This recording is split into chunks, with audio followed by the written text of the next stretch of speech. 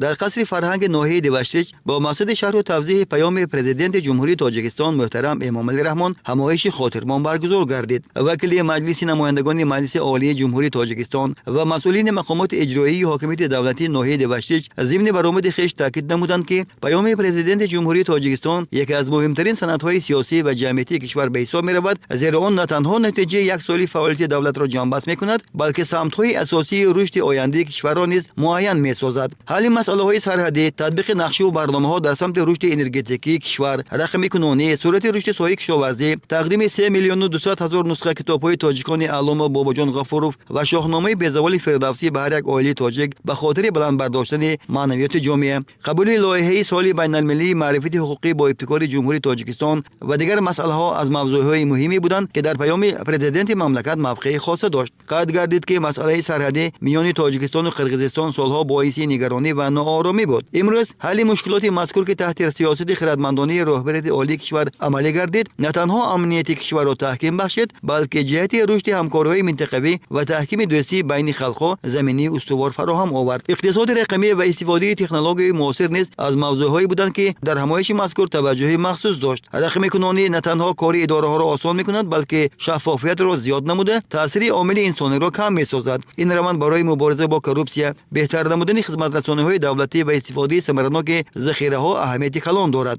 قید گردید که کارمندان تشکیلات اداره‌ها و ساکنان برومند ناحیه دیوشتیچ با پیروی از سیاست پیشگرفته پیشوای ملت و دستگیری‌های حکومت جمهوری تاجیکستان فعالیت پرثمر را برآورده در رشد ساحه‌های خارجی خلق سهم ارزنده گذاشته ایستادند.